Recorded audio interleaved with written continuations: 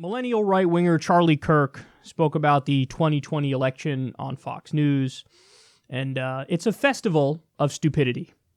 What is going on in the pages of the New York Times saying that Trump wins? I actually agree with the New York Times here. And look, it's a pretty obvious prediction if you look at the trajectory both parties are on.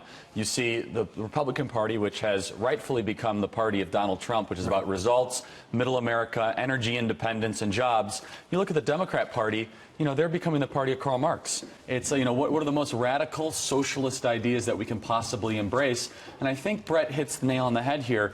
Over a long period of time, people will dismiss a lot of this nonsensical media chatter and say, my life is better than it was before Donald Trump was president, and things are improving. Well, just like once upon a time, it was all about, it's the economy, stupid. When you look at the message the Republicans are going to have, you've got a couple thousand extra dollars in everybody's pocket, whereas the Democrats' message is, we want to keep those couple $1,000 in the coffers at the U.S. federal Treasury. So the Democrats' message is, let's make government bigger, let's take more of your money away, and somehow there's something wrong with the direction that this country's heading. Record energy independence, really relative world peace, the economy's stronger than it's ever been, and also President Trump has restored the idea of America. It's like this, it's the restoration of the American spirit. And so you have seen the Democrats have such pathological opposition to Donald Trump. They're opposing the idea of America as well, which is losing middle America. One of the things that the mainstream media didn't seem to get, and is it's taken them a little while to latch onto, is he's a disruptor.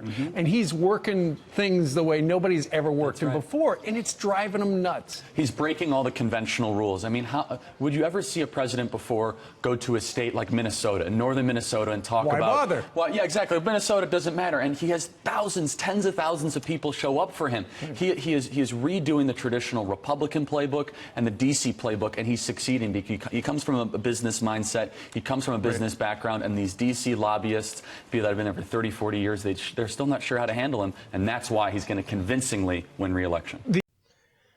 Oh, my God. Where do I start with this guy? He's like a caricature. He's just like a down-the-line, far-right Republican. There's nothing interesting or unique or original about him. He's just a stale robot saying exactly what you'd expect him to say. And I never understood how these people can be so disconnected from reality that they can make a declarative statement like that. Now, listen, I'm one of the first people on the left to say, oh, it's certainly possible that Trump wins again in 2020. But to say he's definitely going to convincingly win in 2020, that's up there with some of the dumbest shit I've ever heard in my life. You don't know. You have no idea what the fuck you're talking about, son. You have no idea what you're talking about. So let's break down some of his silliness. He says the Democrats are now the party of Karl Marx.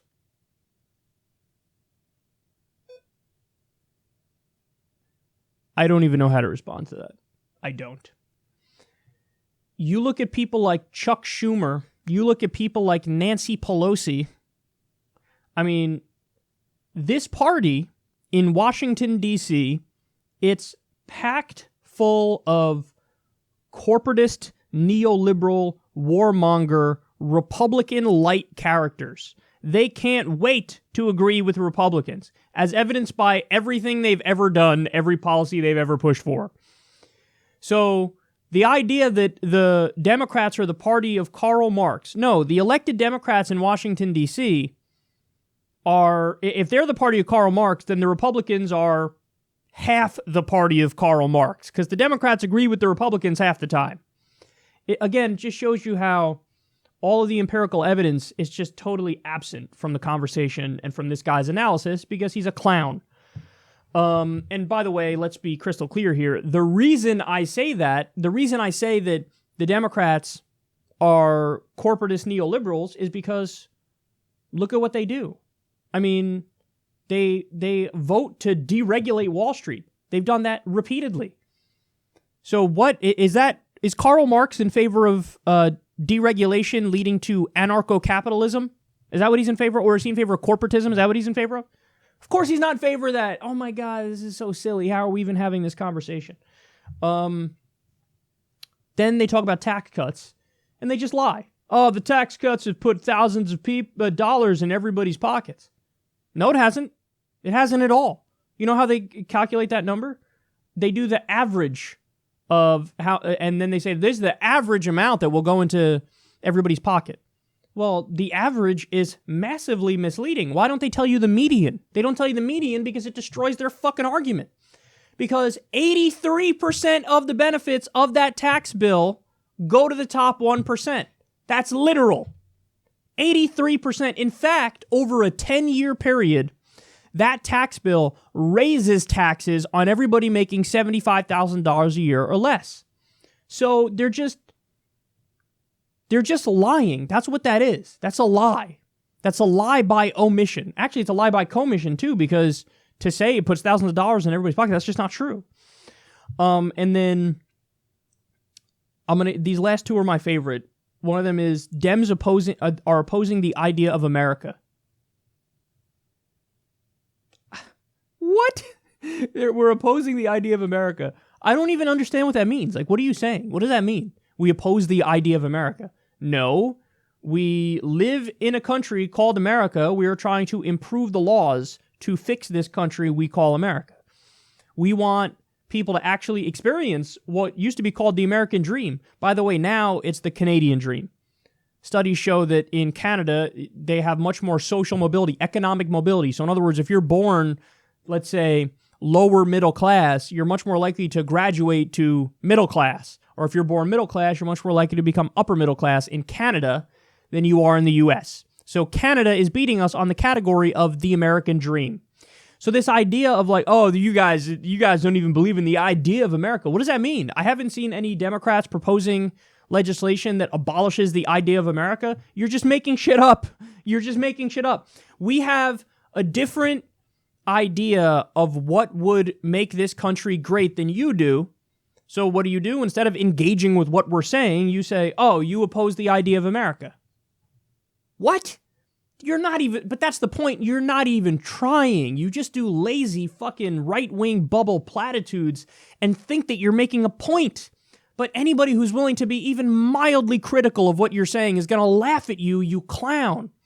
And then finally, Trump is overseeing, quote, relative world peace. What? Relative world peace? We're bombing 8 countries, dipshit. We're bombing 8 relative world peace? Relative world peace.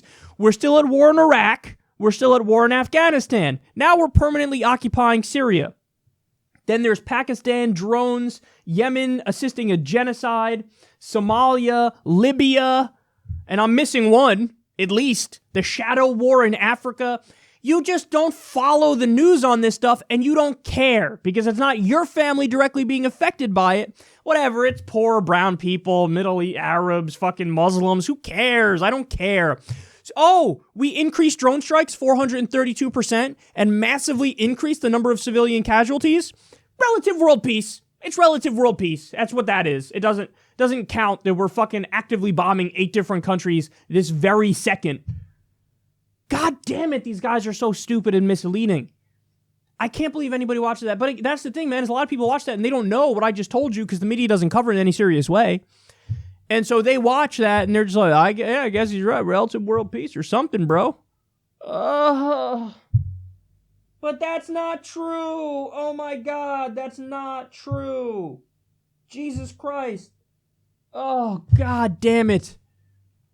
Oh, this is so tedious. I have to fact check this moron of all morons. That's what I have to do. Fucking relative world peace. Jesus Christ.